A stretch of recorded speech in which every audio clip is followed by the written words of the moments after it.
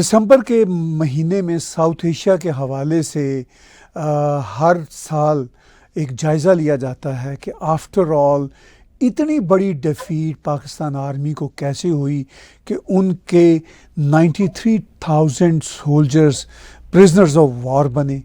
और ये सिचुएशन अब 1971 से अब तक आते हुए पाकिस्तान के लिए ना सिर्फ एम्बैरेसिंग है बल्कि पाकिस्तान के लिए हमेशा ही ख़तरे का एक निशान रहता है कि क्या पाकिस्तान इस तरह की सूरत हाल से फिर एक बार गुजर सकता है, यानी बलूचिस्तान की सूरत हो या खैबर पख्तूनख्वा की सूरत हो। तो ये पाकिस्तान के लिए एक बहुत ही लम्हा फ़िक्रिया है कि आफ्टर ऑल इतनी बड़ी डिफीट जो ग़ालिबन सेकंड वर्ल्ड वॉर के बाद इस पे बातचीत करेंगे हम हमारे बहुत ही सूझवान और Indian institute of management Rohtak के डायरेक्टर जनाब धीरज शर्मा जी से। हमारे साथ रोहतक से जुड़े हुए हैं। सर बहुत बहुत धन्यवाद वक्त देने का। सर दिसंबर का ये जो दूसरा तीसरा हफ्ता है, ख़ास तौर पर ये डिबेट बहुत ज़ोरों से रहती है और फिर पाकिस्तान के हालात भी बदले नहीं, 71 से वैसे के वैसे चले आ रहे हैं। हर वक्त डिसमेंबरमेंट की तलवार लटकती रहती है। तो आप इस टाइम लाइन को कैसे देखते हैं? देखें जी कि अभी ताज़ा अगर हम देखें तो मिडल ईस्ट में कॉन्फ्लिक्ट चल रहा है फ़लस्तीन और इजराइल का। तो फ़लस्तीन और इजराइल का जो कॉन्फ्लिक्ट है, उस कॉन्फ्लिक्ट की अगर लेंथ से हम देखें तो वो कॉन्फ्लिक्ट एक पॉलिटिकल कॉन्फ्लिक्ट नहीं है, वो एक रिलीजियस कॉन्फ्लिक्ट है कि ज्यूज जो हैं और मुसलमान वहां की जो आबादी है उनके बीच। तो ये जब रिलीजियस कॉन्फ्लिक्ट्स को एक वो बना दिया जाए बेस, तो उसके ऊपर नेशन स्टेट को कार्व आउट करना एक बहुत ही बड़ा, एक बहुत ही डिफिकल्ट एक प्रोसेस होता है। 75 साल से ये लोग लड़ रहे हैं। आज भी रिलीजन के बेसिस के ऊपर एक ज्यूइश स्टेट बनी और उसके खिलाफ एक फ़लस्तीन, एक अलहदा स्टेट बनाने के ऊपर चर्चा चल रही है और आज तक उसके ऊपर सेटलमेंट नहीं। Whereas in Indian context, Pakistan एक स्टेट बनी on the name of religion. एक रिलीजन के बेसिस के ऊपर वो एक अलग कंट्री बनाई गई थी और वो डिसमेंबर हो गई। तो मैं इस बात को ये कहना चाहता हूं कि दुनिया 75 साल की पहले ही खड़ी हुई है, उन्होंने कोई लेसन्स नहीं लिए। तो मेरे ख्याल से हमें इस बात के ऊपर भी लेटर ऑन एक तबसरा हमको कमेंट करना चाहिए कि what are the lessons learned from division of India on the basis of religion? आप सोचिए कि इजराइल और फ़लस्तीन 75 साल से वहीं के वहीं खड़े हैं। In the larger sense Israel has got a small space दुनिया में, सारे वहां पर टोटल मिला के I think may be at best there are about 60-70 million Jews, इतने ही होंगे मैक्सिमम जी, 7-8 मिलियन जी। हाँ जी, सॉरी 7-8 मिलियन, 60-70 लाख जी ज्यूज, जो वहां पर 7-8 लाख ज्यूज हैं, 6-7 million Jews they are there जी, 70-80 लाख। हाँ, तो करोड़ों की आबादी भारत देश में। 75 years later also the world has not learned lessons।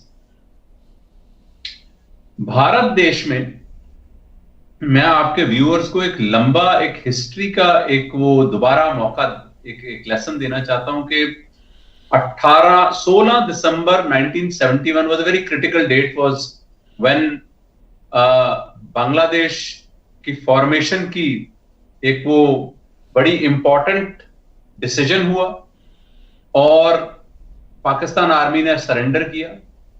Total मेरे ख्याल से 10-12 दिन की ये लड़ाई चली है और 10-12 दिन की लड़ाई, इससे ज्यादा लंबी लड़ाई तो 1965 में चल गई थी, जो कि 17 दिन चली। तो ये सब चीजें अगर हम लार्जर कॉन्टेक्स्ट में देखें तो आप इसका मीनिंग डिस्कवर करेंगे। सो लेट अस स्टार्ट कि ये मूवमेंट जो है कैसे चालू हुई, ठीक है। लेट अस स्टार्ट कि शुरू कैसे हुआ। इसका जो बेसिस है, दैट बेसिस वाज सबसे पहले खिलाफत मूवमेंट। अब खिलाफत मूवमेंट क्या है जी? खिलाफत मूवमेंट जो है वो जो ऑटोमन एम्पायर था, which was controlling the southern part of Europe and south eastern part of Europe to a great degree, ruled by the Turks. वहां पर वो राजा थे। सेकेंड वर्ल्ड वॉर में जब वो फर्स्ट वर्ल्ड वॉर में जब वो हार गए, first world war, Ottoman empire ने जर्मनी के साथ मिलकर लड़ाई की थी अंग्रेजों के खिलाफ, वो हार गए। जब वो हार गए तो ऑटोमन एम्पायर को डिवाइड कर दिया गया। ऑटोमन एम्पायर के अंदर से ही सऊदी अरेबिया निकला है, उसी के अंदर से जॉर्डन निकला है, उसी के अंदर से बुल्गारिया निकला है। ये बहुत सारे देश जो हैं ये ऑटोमन एम्पायर के अंदर से निकले। ऑटोमन एम्पायर जब वो डिसमेंबर हुआ तो Turkey eight that time was a centre point of the Islamic world, in the sense कि जो खलीफा, टर्की के खलीफा थे, ऑटोमन एम्पायर के खलीफा थे, they were sort of the de facto the seat of the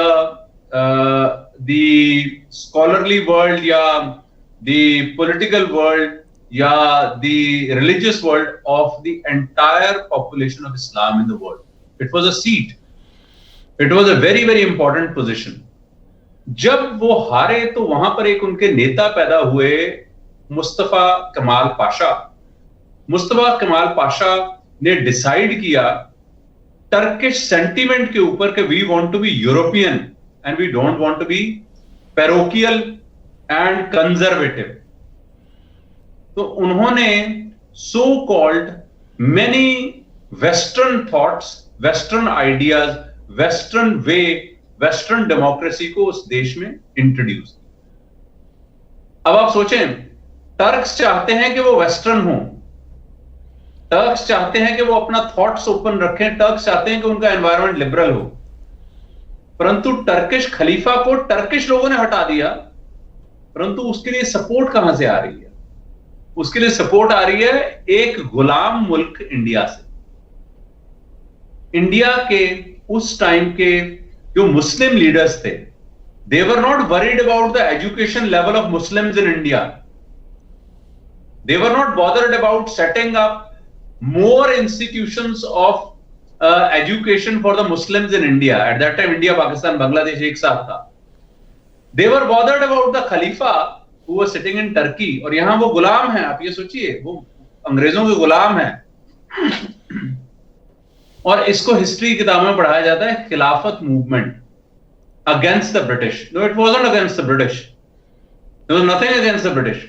the aristocracy of the Muslims in India, the landlords of Muslim landlords of India were actually largely pro British. They were supportive of British. It was only on this religious matter that they supported. ये पहली जो जड़ें हैं इस सब continent में of different thoughts वो सो कर दी गई कि religion and religious identity was rated higher or ranked higher or thought of higher than national identity. उससे क्या हुआ जी? उसके बाद अंग्रेजों ने ऑलरेडी इसको कैपिटलाइज करना शुरू कर दिया था to delay the freedom of India. उन्होंने इसके ऊपर प्रोविंशियल गवर्नमेंट्स में रिजर्वेशन फॉर माइनॉरिटीज करना शुरू कर दिया। भी उनका एजेंडा था कि हम जितना देर भारत में टिक सकते हैं हम टिक जाएं।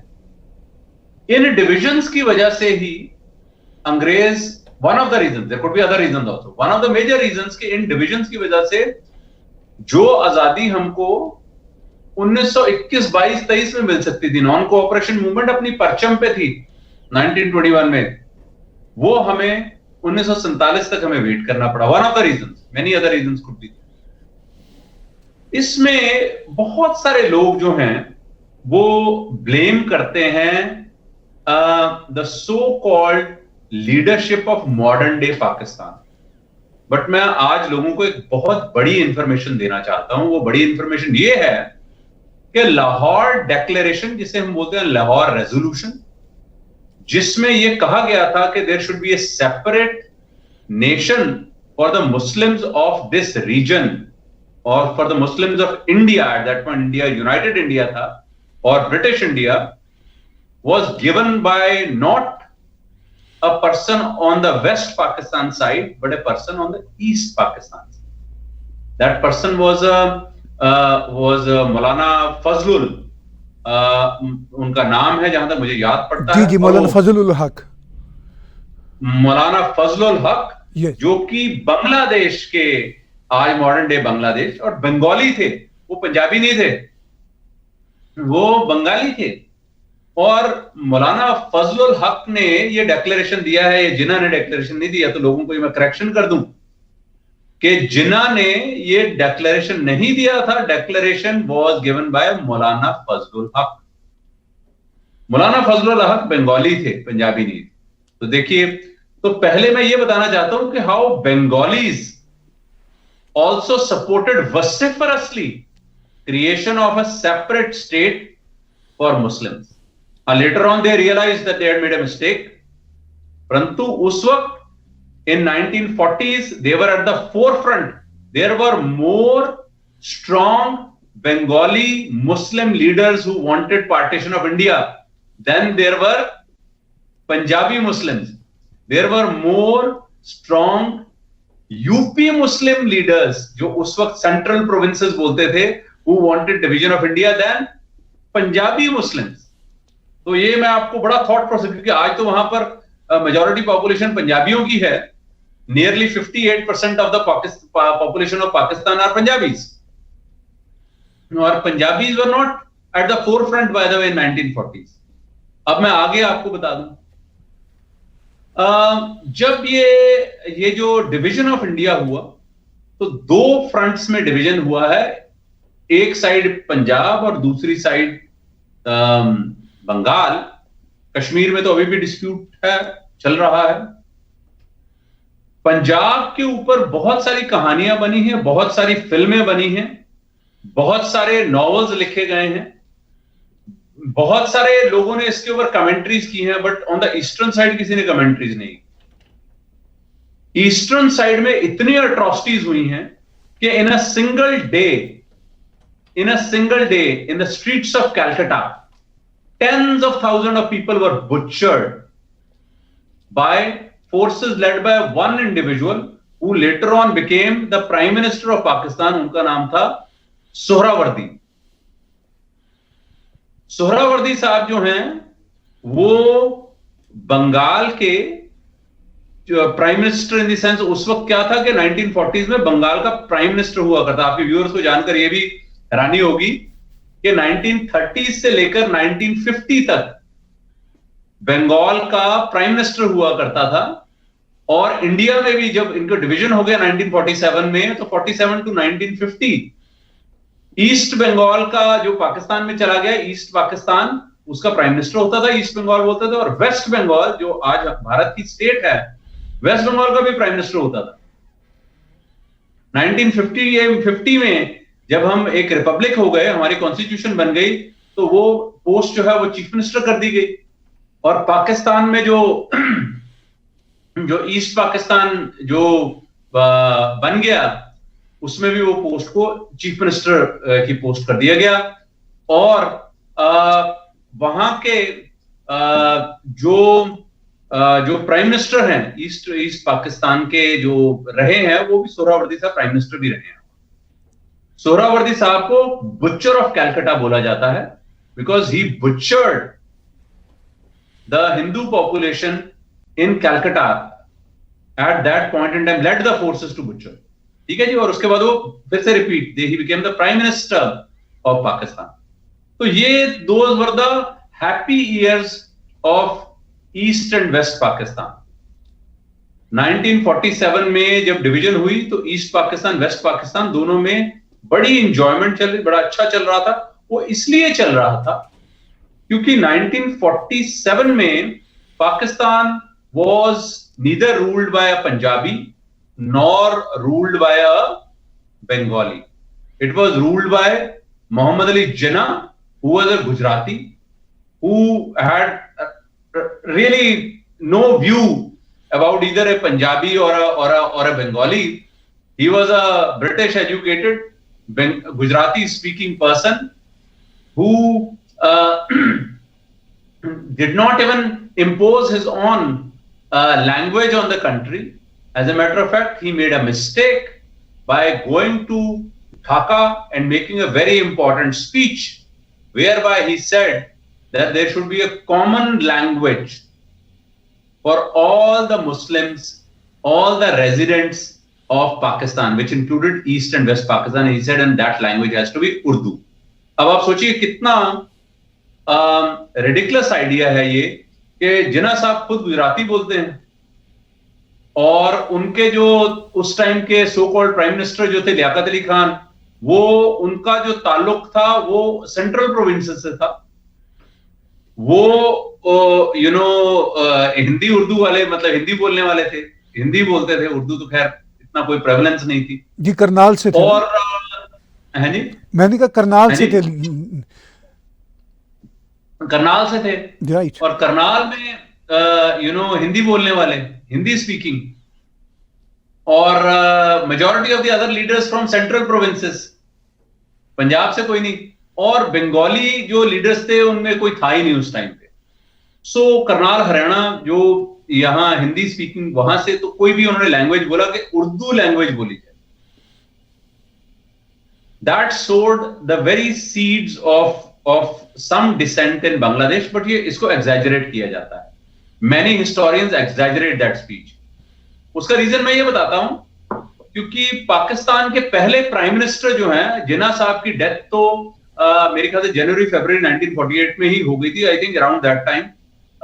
Jinnah Saab lasted for about 6, 7, 8 months post independence, and at the expense of reputation, he died in an ambulance while he was being taken to the hospital, and the ambulance petrol खत्म हो गया था ambulance रास्ते में रुक गई, जिससे कि उनको अस्पताल नहीं ले जाया जा सका। ये कंडीशन थी उस वक्त पाकिस्तान की, state of mismanagement in that country. ऐसा नहीं था रिसोर्सेज नहीं थे, रिसोर्सेज थे बट मिसमैनेजमेंट।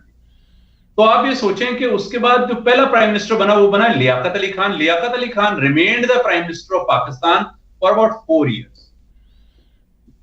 4 साल। नाउ आपके जो व्यूअर्स को सरप्राइज होगा कि सेकंड जो प्राइम मिनिस्टर जो है पाकिस्तान के, वो है Khwaja Nazimuddin. Khwaja Nazimuddin was a Bengali, he was not a Punjabi, he was a Bengali. इसीलिए अगर हम इसको थोड़ा सा एग्जामिन करें इन डेप्थ, तो ख्वाजा साहब जो है, तो पाकिस्तान जो ईस्ट एंड वेस्ट पाकिस्तान, तो East Pakistan was dominating the West Pakistan in that sense, क्योंकि ख्वाजा साहब के बाद जो अगले जो प्राइम मिनिस्टर बने हैं, जो मलिक गुलाम मोहम्मद, उनको भी अगर हम देखें, उनका जो मतलब उसके बाद जो ताल्लुक रहा, वो बाय एंड लार्ज अगेन अगर उनको देखें, वो पंजाब के थे, बट उनका duration was not very long, उनकी कोई इतनी लंबी ड्यूरेशन नहीं थी। उनके बाद जो प्राइम मिनिस्टर बने हैं जी, उनके बाद जो प्राइम मिनिस्टर बने हैं मोहम्मद अली बोगरा, वो भी ताहिर साहब मुझे करेक्ट करें, मेरे ख्याल से वो भी बंगाली थे। Mohammad Ali Bogra was also Bengali to the best of my knowledge. I can recheck it for मुझे भी याद नहीं एग्जैक्टली कहां से थे बोगरा साहब। मोहम्मद अली बोगरा जो है, वो जहां तक मुझे अंदाजा है, मोहम्मद अली बोगरा जी बिल्कुल ठीक, मैंने सही बोला था। He is a Bengali, he studied in presidency college in Calcutta, तो वो भी बंगाली थे। मोहम्मद अली बोगरा के बाद जो अगले जो प्राइम मिनिस्टर जो पाकिस्तान के बने हैं, तो मैं आपको ये बताना चाहता हूं कि मतलब ऐसा नहीं है कि ईस्ट बंगाल को टोटली इग्नोर किया हुआ था इन्होंने। They were dominating for a period of time, the Bengalis were dominating. उसके अगले जो प्राइम मिनिस्टर बने हैं, वो प्राइम मिनिस्टर बने चौधरी मोहम्मद अली। चौधरी जो मोहम्मद अली हैं, वो उनका जो ताल्लुक था वो कराची से था, एक्चुअली वो जलंधर से थे, बट एक्चुअली वो कराची में उनकी डेथ हुई। परंतु उसके बाद जो अगले उनके जो प्राइम मिनिस्टर बने हैं वो कौन बने हैं? वो हुसैन सोहरावर्दी साहब बने हैं। सोहरावर्दी वाज अगेन है बंगाली। तो पहले 6 प्राइम मिनिस्टर्स में से एक गुजराती, 2 पंजाबी और 3 बंगाली। तो देवर बंगालीज वर डोमिनेटिंग। ऐसा नहीं है कि वो डोमिनेट नहीं कर रहे थे, दे वर डोमिनेटिंग। उसके अगले प्राइम मिनिस्टर जो हैं वो कहां से बने हैं? वो पंजाब के प्राइम मिनिस्टर नहीं थे। Again he was not a Punjabi. Mister Chundrigar अगले प्राइम मिनिस्टर बने थे पाकिस्तान के। लोगों को यह जानकर हैरानी होगी कि with in a span of about the first 10 और 15 ईयर्स 8-10 प्राइम मिनिस्टर बदल गए थे। चुंद्रीगार साहब जो हैं वो गुजरात से थे, वो बंगाली नहीं थे, वो गुजरात से थे। तो again he was not a Punjabi. So जो आजकल ये जो नैरेटिव चल रहा है कि पंजाबियों ने डोमिनेट किया और बंगालियों को इग्नोर किया, that narrative does not have that much weight. It was only when the forces were taken over, the reign of the country was taken over by a person called, a very important person in the history of Pakistan, Iskandar Mirza. And by the way, Iskandar Mirza was also a quiz for you, was also a Bengali. हाँ जी, बंगाली थे ना जी Iskander Mirza साहब? मेरा ख्याल है उनका Iskander Mirza साहब। तो आज मैं हिस्ट्री का लेसन दे रहा हूं सबको। जी जी। इससे आपको ये जो मिथ है, ये मिथ टूट जाएगी लोगों की कि it is the Punjabis who were discriminating against the Bengalis. No, Iskandar Mirza was also a Bengali. Iskandar Mirza became the controller, and he is the one who instituted martial law and handed over the power to Ayub Khan, who provided stable leadership to Pakistan. I'm not saying good, bad or ugly. I said stable leadership. So Iskandar Mirza साहब जो हैं वो रहे हैं president of Pakistan from 1956 to 1958. उन्होंने उसके बाद power hand over कर दी अयूब खान को, who was a general of Pakistan army and chief marshal law administrator. And Ayub Khan साहब जो है 1958 से लेकर 1969 तक 11 साल उन्होंने पाकिस्तान के ऊपर राज किया with iron fist. But who gave him the power? The power was given by a person of East Bengal. Iskandar Mirza was a Bengali. So if you review this carefully, Pakistan in its initial years, out of 7, 8 or 9 prime ministers, had 4 or 5 prime ministers from East Bengal. It was only at this point in time that Ayub Khan, again, Ayub Khan ruled for 11 years. Where was Ayub Khan from? Was he a Punjabi or a Bengali? Pathan. He was neither a Punjabi nor a Bengali. He was from Northwest Frontier Province. He was a Pathan. जी. He was born in Northwest Frontier Province, जिसको आजकल हम खैबर पख्तूनख्वा बोलते हैं, वहां पैदा हुए थे. He was a person of the British Army and he had all ingredients of the British Army officer. 11 साल उन्होंने रूल किया. 11 साल रूल करने के बाद जब उन्होंने 1965 की जंग में एक बहुत बड़ा सेटबैक भारत के हाथों खाया, तो उनकी पॉपुलैरिटी खत्म हो गई और पाकिस्तान को एक बुरे हालात में पहुंचा दिया उन्होंने इकोनॉमिकली। बिकॉज उस वक्त पाकिस्तान की पॉलिसी ये होती थी कि जैसे जैसे पाकिस्तान के पास रिसोर्सेज इकट्ठे होते थे, वो उन रिसोर्सेज को इकट्ठे करके इंडिया के ऊपर एक लड़ाई थोप देता था। तो 65 की लड़ाई का आउटकम बहुत पुअर निकला। 65 का आउटकम ये था कि वो लड़ाई हार गए। Pakistan lost more territory, lost more men, lost more ammunition, and they were really puzzled by the fact that despite having better tanks, having more tanks, having more resources, more money, less population to manage, they lost the war. 17 दिन वो लड़ाई चली पर वो हार गए। उससे पाकिस्तान की इकोनॉमिक कंडीशन खराब हुई। 1968 में उन्होंने अपनी पावर को हैंड ओवर करने का सबसे बेहतर तरीका उन्होंने क्या बनाया? उन्होंने सबसे बेहतर तरीका यह बनाया जी कि उन्होंने अपनी पावर को हैंड ओवर कर दिया अपने ही एक लेफ्टिनेंट को, मतलब उनका जो younger officer, chief of the army staff, general Yahya Khan. Yahya Khan ji को उन्होंने प्राइम मिनिस्टर बना दिया, प्रेसिडेंट बना दिया, चीफ मार्शल लॉ एडमिनिस्ट्रेटर बना दिया। याया खान साहब ने पाकिस्तान के ऊपर 1969 से लेकर मेरे ख्याल से 1974 या 75 तक, I think around that time उन्होंने रूल किया। माय करेक्शन, आई थिंक 71 या 72 तक उन्होंने रूल किया, 71-72 तक।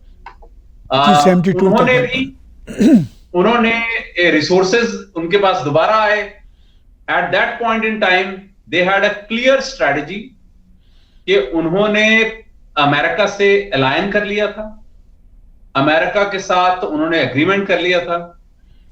Richard Nixon, at that time the American president, hated India and Indian prime minister and Indian politicians, and had developed a very gentle attitude towards Pakistan. और पाकिस्तान को उन्होंने बेहतरीन armament दिया, बेहतरीन एयरफोर्स सपोर्ट दी, और सारी फुली अलाइंड विद पाकिस्तान उनका मामला चल रहा था। On the other hand, India had become, under the prime ministership of Indira Gandhi, quite close to USSR. India had also started to develop some linkages and develop more closeness with USSR. और 72 के बाद तो closeness और बढ़ गई। क्यों? क्योंकि 71 की वॉर एकदम नहीं हुई, एकदम मुलफ्फज नहीं हुई। तो मैं अब अगला जो 15 मिनट या 5 मिनट या 10 मिनट जो लूंगा वो मैं 71 की वॉर के एक प्रीमिस देना चाहता हूं। जी, इससे पहले कि आप उसकी तरफ आएं, मैं आपकी जो बातचीत है उसको एक और एंगल के साथ भी देखना चाहता हूं। आपने बातचीत शुरू की, पैरेलल ड्रॉ किया, इज़राइल फ़लस्तीन, ये जो मजहबी जंग है, इधर पाकिस्तान का कार्व आउट होना, पाकिस्तान का बनना, पार्टीशन ऑफ इंडिया जो है वो भी एक मजहबी है। आपने एक बड़ा अच्छा इसमें एक और थर्ड एंगल पेश किया जो ऑटोमन एम्पायर का था, कि ऑटोमन एम्पायर की सपोर्ट भारत, यानी उस वक्त के यानी प्री पार्टीशन भारत के मुसलमान कर रहे थे, यानी बंगाली मुसलमान भी, जो पाकिस्तान बना बाद में उसके मुसलमान भी, और यूपी, सीपी और भारत के अंदर रहने वाले मुसलमान भी, जबकि वो मुसलमान अंग्रेज़ों के सपोर्टर थे, वो जो एलीट मुसलमान थे। एक तरफ वो अंग्रेज़ों के सपोर्टर थे, दूसरी तरफ से वो मज़हब चाहते थे, उम्मा चाहते थे। लेकिन हम आज प्रोफेसर ये देखते हैं कि ये जो बर्रे सगीर के मुसलमानों का, यानी बांग्लादेश, पाकिस्तान, अफ़गानिस्तान, इवन अफ़गानिस्तान भी मैं शामिल कर लेता हूँ, और भारत के मुसलमानों का जो इस्लाम है, ये जो इनका इस्लामिक आइडेंटिटी क्राइसिस है, जो असल मुसलमान हैं अरब दुनिया के, वो तो इसको मानते ही नहीं है, वो तो इनको किसी खाते में नहीं लाते, और लाना भी नहीं चाहिए, बिकॉज इस्लाम उनकी धरती से फूटा है, अरबी उनकी ज़ुबान है, कुरान शरीफ उनकी ज़ुबान है, वो इनको किस घास तक नहीं डालते, और ये अपने कंफ्यूजन में घुसे हुए हैं। प्रोफेसर आज भी घुसे हुए हैं। बांग्लादेश अलग हो गया, एक अलग मुल्क बन गया। हमने जो हमारा थीसिस है, जो थीम है, वो ये कि क्या पाकिस्तान अपने इस आइडेंटिटी क्राइसिस में और डिसमेंबर होगा? यानी इस्लाम का तो ठेका लिया हुआ था, मगर बंगाली मुसलमानों को मारा, आज बलोच मुसलमानों को मार रहे हैं, पख्तून मुसलमानों को मार रहे हैं, अफ़गान मुहाजिरीन को बाहर फेंक रहे हैं, वापस फेंक रहे हैं। तो ये इस्लाम का फिर चूरन क्यों है, और डिसमेंबरमेंट की तरफ, एक और डिसमेंबरमेंट की तरफ बढ़ रहा है पाकिस्तान? देखें जी, ये जितनी जल्दी लोगों के समझ में आ जाए कि religion can not be the basis of nation state, ये जो उम्मा की बात होती है, इसको सबसे 3-4 मैं एग्जांपल अभी दे देता हूं आपको। अभी जो पैलेस्टाइन के जो मुस्लिम हैं, जो इजराइल वहां पे बॉम्बिंग कर रहा है, तो उनको शेल्टर क्यों नहीं दिया जा रहा? Why are they not given immigration to some of the rich Middle East countries? उसके ऊपर अभी ताजा तरीन स्टेटमेंट्स आई हुई हैं foreign minister of UAE, foreign minister of Saudi Arabia, foreign minister of Egypt, foreign minister of Jordan, सबने statements दे दी हैं. But you know, if there are, why there is no welcoming when there is a pressure on Europe to take immigrants, तो यहां भी immigrants ले सकते हैं वो. तो वो इसलिए नहीं, वो कहते हैं इनके देश का मामला है, वो अपने देश के हिसाब से. तो ये जो कन्वीनियंस जो है, कन्वीनियंस के कब हम उम्मा हो जाते हैं और कब हम अलहदा हो जाते हैं, that convenience has to stop. Nation states का जमाना है, नेशन स्टेट्स की तरह ही रहना पड़ेगा in the near foreseeable future. अब अगले 100 साल बाद क्या हो जाए मुझे नहीं मालूम, but in the near foreseeable future ये ऐसे ही रहना पड़ेगा. तो जो जहां पर हमने बात छेड़ी थी, अगर मैं उससे से कनेक्ट कर दूं, I will be able to give a better answer. 1971 के बिगिनिंग तक पाकिस्तान में कोई ईस्ट और वेस्ट पाकिस्तान में मुसलमान ही देख रहे थे. The only difference between East and West Pakistan was this, that there was a huge Hindu population in Bangladesh. Almost 30-35% of the population in the East Pakistan was Hindu, and about 8-9% of the population in the West Pakistan was Hindu. Today, that population of Hindus in the West Pakistan is less than 1%, and the population of Hindus in Bangladesh is now in single digits, maybe 9-10%. वो 30% से, तो ऐसा नहीं सोचना चाहिए. तो हुआ ये कि आपस में जो कल्चरल डिफरेंसेस ओवरवेल्म्ड, तो कई स्टेटमेंट्स इसके ऊपर रिकॉर्डेड स्टेटमेंट्स हैं, कई किताबों में ये रिकॉर्डेड स्टेटमेंट्स हैं कि पाकिस्तान के जो जनरल्स थे या हुक्मरान थे, वो ये कहते थे कि इन काले छोटे बंगालियों से हम कैसे मिल सकते हैं, इनके साथ हम कैसे रह सकते हैं. These were the words used by the rulers or the ruling class of the West Pakistan. There was a disdain between the East and West, क्योंकि वेस्ट पाकिस्तान, ये भी लोगों को जानकर हैरानी होगी कि ईस्ट पाकिस्तान की आबादी जो बांग्लादेश बना, उसकी आबादी वेस्ट पाकिस्तान से ज्यादा थी. और जब वो वहां के जो लोकल पार्टी, वहां के वो डिसग्रंटल होकर उन्होंने अपनी अवामी लीग एक पार्टी बना दी, जिसके लीडर बाद में मुजीबुर रहमान जो उनके लीडर बने, शेख मुजीबुर रहमान ने वहां पर इलेक्शन हुई. इलेक्शन में मेरे ख्याल से 12 सीट्स, 160 ऑड सीट्स चाहिए थी दोनों को मिलाकर. उनकी 168 सीट्स बांग्लादेश ईस्ट पाकिस्तान से पूरी हो गई, 2 सीटें आ रहे थे वहां से. और ऑन दी अदर साइड जो भुट्टो साहब थे, who was contesting the election from PPP, वो मेरे ख्याल से तकरीबन ओनली 60-70 सीटें थी उनके पास. मेरे ख्याल से टोटल मिलाकर 71 सीटें होंगी. But he had the majority in the West Pakistan. But आप सोचें कि एक बंदा जिसके पास कोई, देयर इज नो कॉन्टेस्ट, एक 160 सीटें लेके बैठा हुआ और एक बंदे के पास 70-80 सीटें हैं, बट वो पावर ट्रांसफर नहीं कर रहा, because they had made up their mind that these people were culturally different and racially inferior to them, that we can not hand over the power to these people. इतना racism at that point in time, the religious identity took a back seat and butchering of Bengalis took place between February 1971 all the way till about December 1971.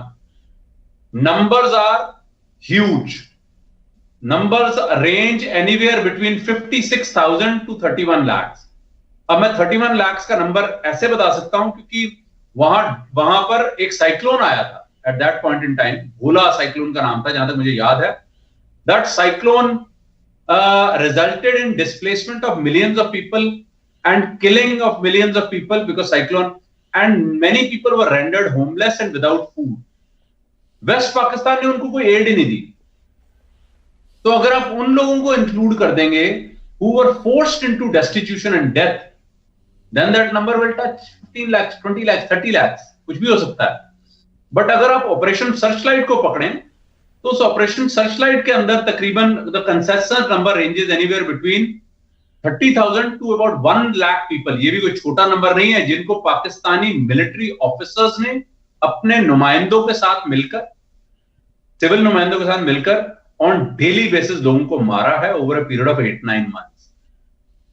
Thousands of women were raped, so much so that books have been written, accounts है इसके ऊपर। हुदूद Rahman commission, हुदूद commission मेरे ख्याल से इसके ऊपर commission बनाया था, उस कमीशन की रिपोर्ट अब पब्लिकली अवेलेबल है, and that commission report categorically talks about all these atrocities which were committed on the Bengalis, and Bengalis ने उसको कैसे बर्दाश्त किया है, ये भी एक मतलब उनकी एक हिम्मत है कि वो बर्दाश्त करके इतना ज्यादा, and they came out.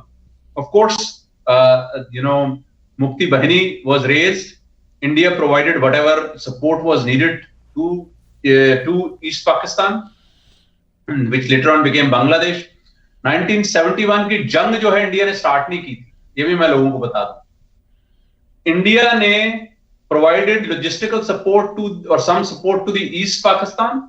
वहां पर मुक्ति बहनी अपनी लड़ाई लड़ रही थी against the atrocities of Pakistan armed forces which was huge in number, lakhs.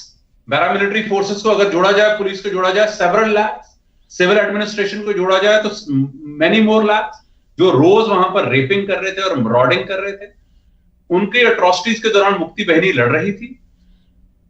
Pakistan ने ओइंग टू इंडिया में 1 करोड़ के करीब शरणार्थी, migrants from Bangladesh came to India, 1 crore plus people. Can you imagine, जो बांग्लादेश, जो ईस्ट पाकिस्तान को छोड़ के इंडिया आ गया था उस टाइम पे, तो India went door to door canvassing कि हमारी मदद करो, किसी ने इंडिया की मदद नहीं की। Because US, Henry Kissinger was a foreign factory of the US and Richard Nixon were fully in support of Pakistan, and they were turning a blind eye to whatever was going on, and nobody cared about what atrocities were happening on this side. तो जब ये लड़ाई हुई तो लड़ाई कैसे हुई कि इंडिया ने जब ओपन सपोर्ट देना शुरू कर दिया कि भी ये तो सपोर्ट देनी पड़ेगी, तो पाकिस्तान ने इंडिया के 13 एयर बेसिस के ऊपर एयर रेड्स किया in a very short span of time, in a day और 2। 13 एयर बेसिस पे कंकरेंट अटैक किया, जिसके रिस्पॉन्स में इंडिया ने इंटरनेशनल बॉर्डर को ब्रीच किया, and India launched an operation जिसको हम कहते हैं फॉल ऑफ ढाका। 16 दिसंबर भारतीय इंडियन आर्मी में इसको सेलिब्रेट किया जाता है कि 3000 के करीब मेरे ख्याल से पैरा कमांडोज लैंड हुए ढाका में, उन्होंने ढाका कैप्चर किया। Pakistan army refuse to fight after a few days. 93,000 soldiers and hundreds of officers with arms and ammunition surrendered. वो लड़ सकते थे, वो उन्होंने लड़ना पसंद नहीं किया because they knew. And just imagine, this was when Pakistan had superior armory, had unbridled support from the US. इतनी support थी कि US का जो उनका एयरक्राफ्ट कैरियर है, न्यूक्लियर आर्म्ड एयरक्राफ्ट कैरियर, और यूके का nuclear armed aircraft carrier, both moved towards Indian ocean, towards Calcutta, India को थ्रेट देने के लिए। Eight that point in time Russia, USSR also gave a threat of moving their aircraft carrier, and sort of a compromise situation was reached. That's why India never made any territorial gains at that point in time, और बांग्लादेश को उन्होंने, जहां तक मुझे लगता है, ये मेरा असेसमेंट है, इंडिपेंडेंट असेसमेंट, कि वेस्ट पाकिस्तानी खुश थे कि हमें निजात मिल गई इन लोगों से। They were happy to get rid of the people of Bangladesh. और यही एटीट्यूड उन्होंने, इतना बुरा एटीट्यूड उन्होंने बंगालियों के साथ रखा। Same attitude they have towards Balochistan. They will be happy to get rid of Balochis, but they want to retain Balochistan because वो टेरिटरी बहुत बड़ी है। Balochistan is almost 40% of the area of Pakistan. इतना बड़ा state है, उसकी आबादी सिर्फ 4% है, 5% है पाकिस्तान की। उसमें नेचुरल रिसोर्सेज, मैं आपको नंबर्स देता हूं, at one point in time in 90s 27-28% of the entire gas production and utilization in Pakistan used to come from Balochistan. Now it is down to 5% क्योंकि आपने वहां पर इंफ्रास्ट्रक्चर कभी डेवलप नहीं होने दिया, and people are suffering. So again, this callous attitude जो है towards its own people, Balochistan को जो उन्होंने जो अपनी पाथ, वो actually they are aiding and abetting through their policy the dismemberment of their own country, because they have got a very, very myopic view over a period of time, which is largely controlled by a handful of people who largely control either their military infrastructure or military in general.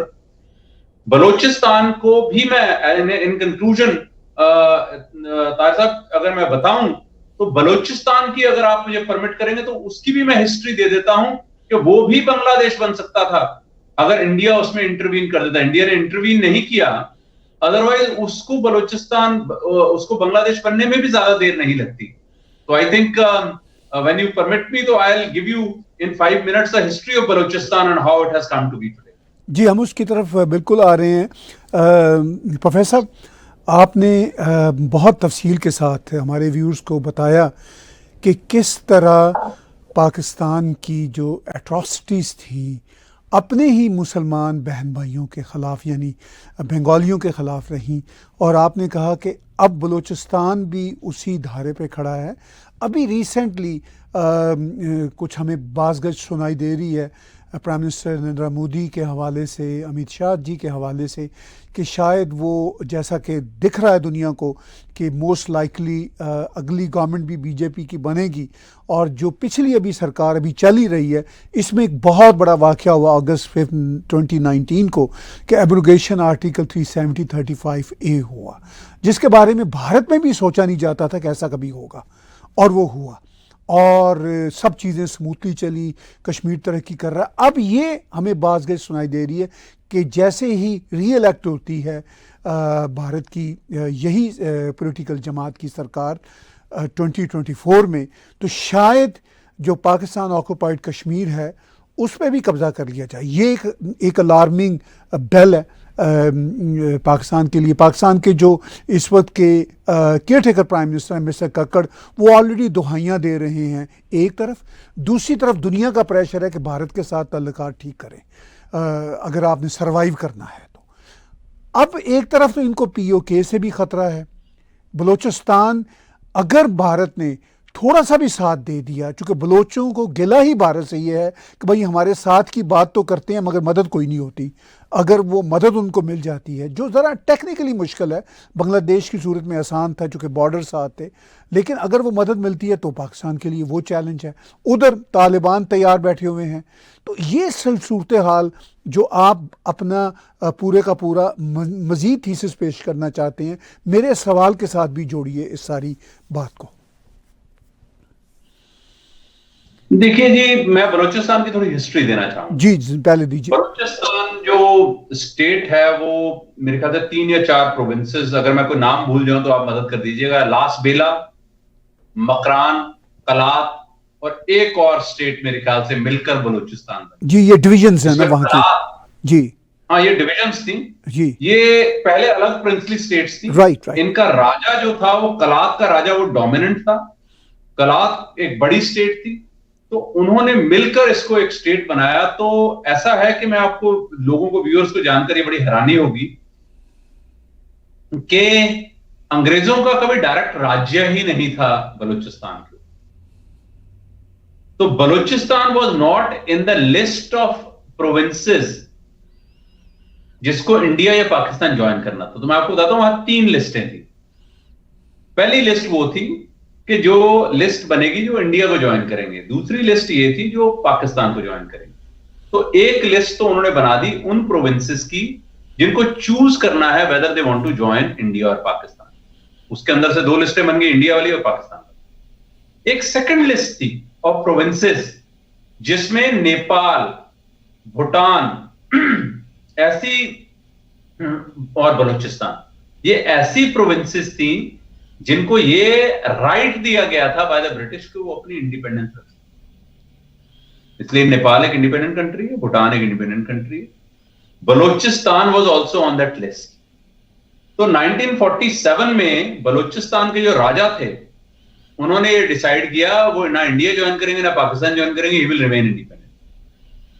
तो वो independent हो गए।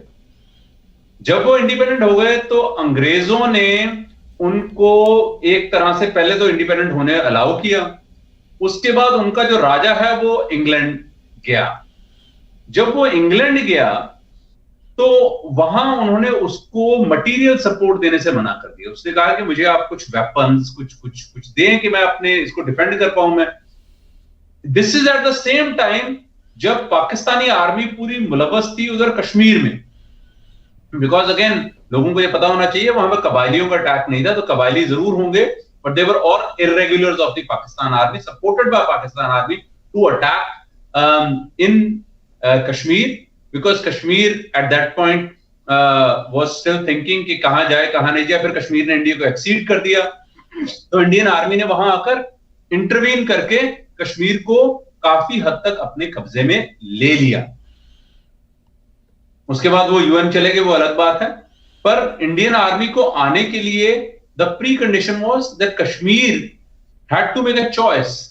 Kashmir was not given a choice to remain independent, Kashmir was not on that list, Balochistan was on that list, तो Balochistan said we will remain independent. तो viewers आपको ये जानकर हैरानी होगी कि Balochistan remain independent for nearly 1 year, neither going to India nor going to Pakistan.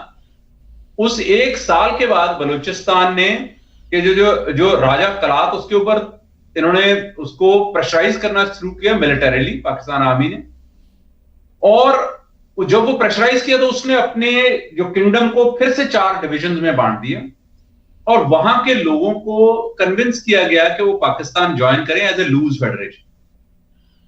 तो Balochistan remained an autonomous unit of Pakistan for next 15 to 16 years.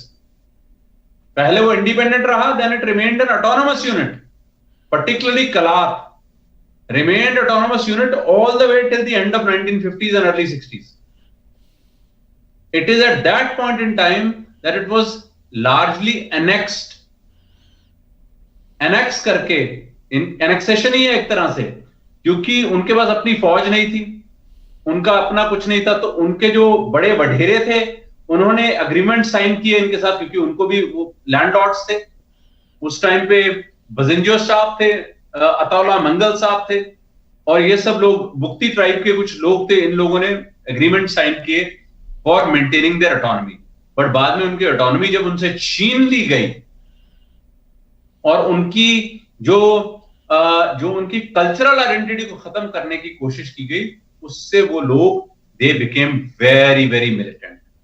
तो 1960s में बलूचिस्तान की जो movement for separation became even very strong. उसके कुछ और भी रीजंस हैं कि उनको आर्म्स एंड एमुनिशन की सप्लाईज जो हैं वो ईरान के थ्रू बाकी देशों से भी आनी शुरू हो, तो उनके पास लड़ने के लिए कुछ तो उनके हाथ में हथियार आ गए।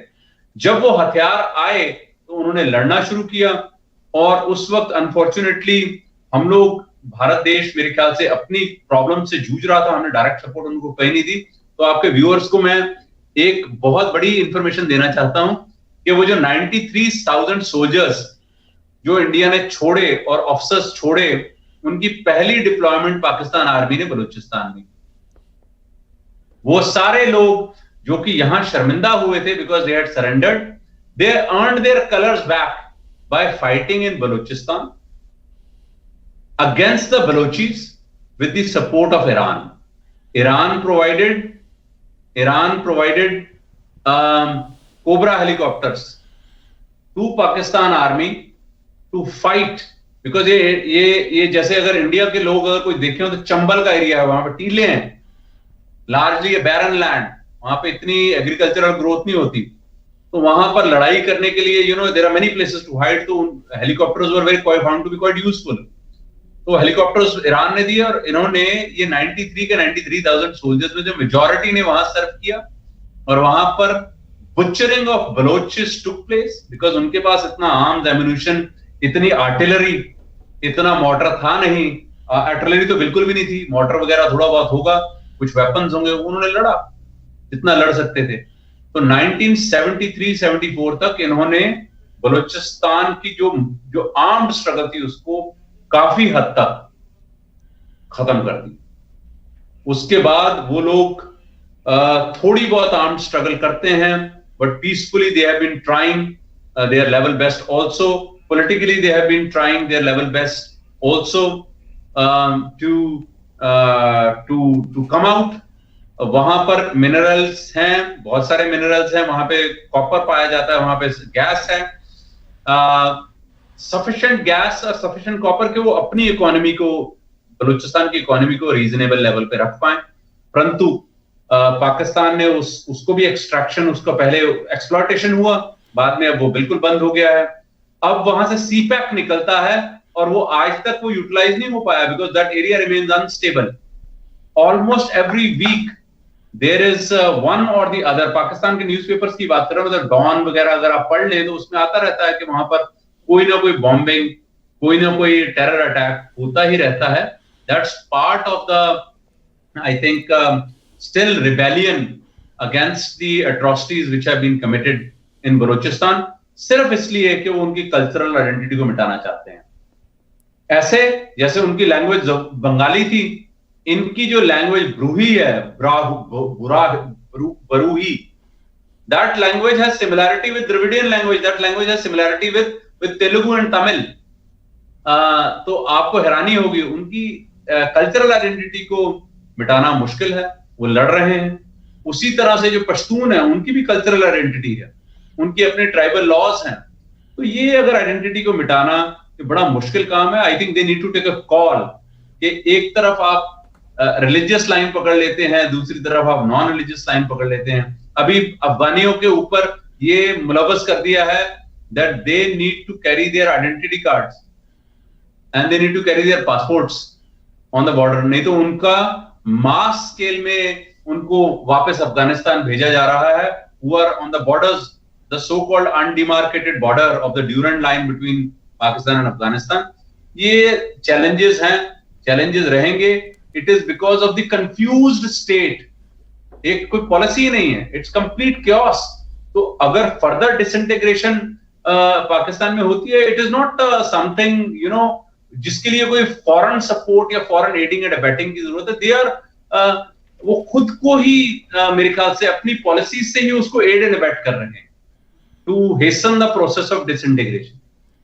जी, आपने कहा कि वो जो कुछ हो रहा है वो खुद ही ऑटो पायलट में है अपनी डिसमेंबरमेंट की तरफ। आखिर में प्रोफेसर इसको कैसे सम अप करेंगे जब दो सिचुएशन साथ साथ चल रही है, इधर अफगानिस्तान से, इधर भारत के साथ पाकिस्तान को इंटरनेशनल लेवल पे, जैसा मैंने शुरू में कहा, एक एडवाइस भी है, एक दबाव भी है पाकिस्तान पे कि भारत के साथ अपने तल्लुकात ठीक करें, मगर भारत इंटरेस्टेड नहीं है। इस सारी सूरत हाल में ये जो आपने हिस्ट्री बताई, इस हिस्ट्री के कॉन्टेक्स्ट में ब्रीफली हमें कंक्लूड करते हुए बताइए कि कितने बड़े चैलेंजेस हैं भारत के साथ। तल्लुकात क्या बेहतर हो सकते हैं सारे पाकिस्तान के रेटरिक के बावजूद, और अफ़गानिस्तान के साथ बेहतर हो सकते हैं, क्योंकि नवाज़ शरीफ ने, पाकिस्तान के फॉर्मर प्राइम मिनिस्टर ने, जो लगता है कि शायद एक बार फिर प्राइम मिनिस्टर बनेंगे, उन्होंने अभी पिछले हफ्ते कहा है कि भारत अफ़गानिस्तान और ईरान के साथ अच्छे तल्लुकात के बगैर पाकिस्तान कहीं नहीं जा सकता। तो ये सूरत हाल आपको कैसी दिखती है?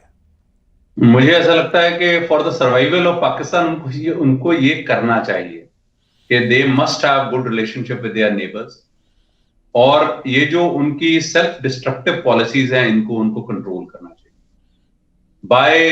देखिए, India has no territorial ambition. मैं बार बार इस चीज को रिपीट करता हूं, इंडिया के टेरिटोरियल एम्बिशन नहीं है। अगर टेरिटोरियल एम्बिशन होती तो जब हमने 1971 में बांग्लादेश को बांग्लादेश को सपोर्ट करके उसका अलग देश वो बना, तो तब भी हम बांग्लादेश से कुछ ना कुछ टेरिटरी ले सकते थे ना। एनक्लेव्स थे, उन एनक्लेव्स को तभी ले लेते, वो अभी सेटल किए हैं, करंट गवर्नमेंट ने 4-5 साल पहले सेटल किए हैं एनक्लेव्स, तभी कर लेते।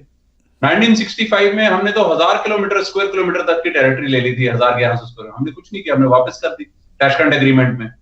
तो हमारी टेरिटोरियल एम्बिशन नहीं है। They should understand, they should try to not intervene in the internal affairs of India. और रिलीजियस रिलीजन को ओपीएम की तरह यूज करना। आप यूएई की प्रोग्रेस देखिए, as a Muslim nation they are largely opening up more and more. Saudi Arabia में जैसे तबलीग की जमात जो है वो सऊदी अरेबिया ने बैन कर दिया, दे हैव बैंड तबलीग की जमात। तो Pakistan has to think through, वो लोग इतना प्रोग्रेसिव चीजें करने की कोशिश कर रहे हैं अपने देश में, कोशिश तो कर रहे हैं ना, आपको भी करनी चाहिए। It is in their interest to have peace with their neighbours. तो मैं 3-4 चीजें कंक्लूजन में एक ऐड कर देता हूं। Number 1, religion cannot be the basis of nation state. Nation state religion के बेसिस के ऊपर आप चलाएंगे तो आप, it is impossible in the modern day concept of nation states, जहां के इंटरनेशनल कंप्लायंसेस इतनी ज्यादा हैं, आप इसको उस हिसाब से नहीं कर सकते। That's number 1।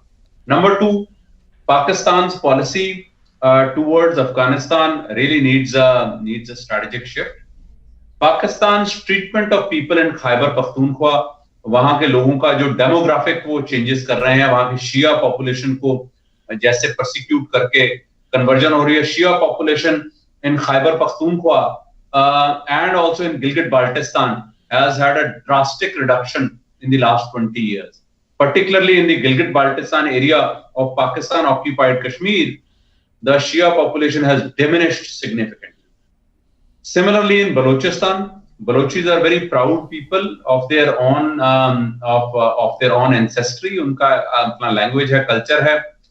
उनके ऊपर जो atrocities हो रही हैं, उसके लिए उनको, I think they must try to find a mechanism. Otherwise, the way I see the things currently, it will be if Balochi is resort to an armed struggle, Pakistan will not be able to fight it out because of the depravity of resources with Pakistan today. Finally, मेरे ख्याल से गिलगिट बाल्टिस्तान और आजाद कश्मीर जिसको ये बोलते हैं और हम बोलते हैं पाकिस्तान ऑक्यूपाइड कश्मीर, वहां आजादी नहीं है, वहां कोई आजादी नहीं है। There is no आजादी। I believe that some sort of a resolution to Kashmir problem should be undertaken with the settlement of the border dispute. उसको कैसे करना है, किस फॉर्म में करना है, I really have no comment on that. India believes that Gilgit-Baltistan and Pakistan-occupied Kashmir, जिसको आजाद कश्मीर बोलते हैं, is integral part of India. Pakistan ने उनको ऑक्यूपाई करके वहां पे वो एडमिनिस्ट्रेशन कर रहे हैं। कश्मीर का कुछ हिस्सा चाइना के पास है और बहुत बड़ा हिस्सा लेह लद्दाख का जो अक्षय चिन्ह है वो चाइना के पास है, सक्षम वैली चाइना के पास है। तो it's a try party dispute. इसको पाकिस्तान अपने लेवल पे जितना डिस्प्यूट को रिजॉल्व करे उतना अच्छा है। But again today we must remember the contribution of Indian army and Indian action in Bangladesh. 16 दिसंबर बड़ी इंपॉर्टेंट डेट है, we should remember it, the fall of Dhaka. And we must also really recognize the poor people of Bangladesh who were resourceless, who fought and tried to get a nation for themselves. Bangladesh too should retain its secularism. Bangladesh में भी elections हैं, आपको पता है। बांग्लादेश में बहुत सारी interference की बातें आ रही हैं कि उनकी इलेक्शन में इंटरफेरेंस। बांग्लादेश में जो कंसिस्टेंसी ऑफ पॉलिसी जो चाहिए, शेख हसीना जी who has been the helm of affairs in Bangladesh is the daughter of Sheikh Mujibur Rahman. By the way, आपके viewers को जानकर ये हैरत होगी कि मुजीबुर रहमान जिन्होंने लड़कर अपनी जान को दांव पे लगाकर बांग्लादेश बनवाया और बनाया और उसके प्रेसिडेंट बने, प्राइम मिनिस्टर बने, 4 साल बाद बांग्लादेश की आर्मी के ही लोगों ने उनके घर में जाकर उनके पूरे परिवार को मार दिया था। और वहां पर अभी भी there are remnants of fundamentalist groups, and the government there too has to understand that these atrocities against the minorities there or against the people who are not in line with this open secular thinking cannot be tolerated and has to be condemned. Bangladesh mein situation is much better. Bangladesh has grown very fast in the last few years compared to Pakistan. Their GDP per capita is higher than Pakistan. They are higher on many health parameters compared to Pakistan, and they have very large amount of exports, particularly of cotton and cotton-related products from Bangladesh. So Bangladesh has had an upward trajectory after separation from Pakistan. Therefore, they must retain that by keeping, this fundamental religious thoughts out of their minds and out of the minds of their common people. बहुत बहुत धन्यवाद, बहुत बहुत शुक्रिया। आपने इस बड़े ही complex issue पे बड़ी तफसील के साथ हमारे व्यूज़ को बताया। मैं ये समझता हूँ कि आपका ये शो सिर्फ आज के कॉन्टेक्स्ट में ही इम्पॉर्टेंट नहीं, ये एक जिसे कहते हैं लाजवाल किस्म का शो है। इस सब्जेक्ट पे जब भी कभी कोई रिसर्च करे, ख़ास तौर पर साउथ एशिया के स्टूडेंट्स लोग, उनको चाहिए कि आपके इस शो को बहुत बार बार देखें, ताकि उनको हिस्ट्री के कुछ ऐसे फ्रेगमेंटेड पार्ट्स मिलेंगे आपके शो को देखने सुनने के बाद, जिससे वो डॉट्स मिला सकेंगे कि पाकिस्तान की जो डिसमेंबरमेंट 1971 में हुई वो रास्ता वैसे का वैसा चल रहा है। और प्रोफेसर साहब, मैं ही ये बात नहीं कर रहा, आप ही ये बात नहीं कर रहे, ये खुद पाकिस्तानी कह रहे हैं।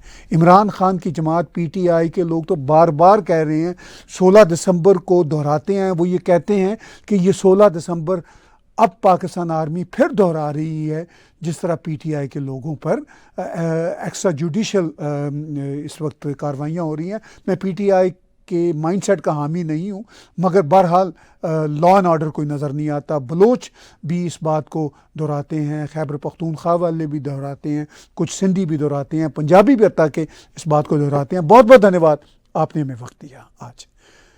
व्यूअर्स, बातचीत सुन रहे थे आप प्रोफेसर धीरज शर्मा जी की। आप हमारा यूट्यूब का चैनल सब्सक्राइब कीजिए और इसी चैनल पर डोनेट के बटन को क्लिक करके आप हमें कंट्रीब्यूट भी कर सकते हैं। और आप टैग टीवी की ऐप्स को एंड्रॉयड, एप्पल, रॉको और अमेजॉन फायर पे डाउनलोड कीजिए। You can watch Tag TV news and views and entertainment 24/7 through our apps.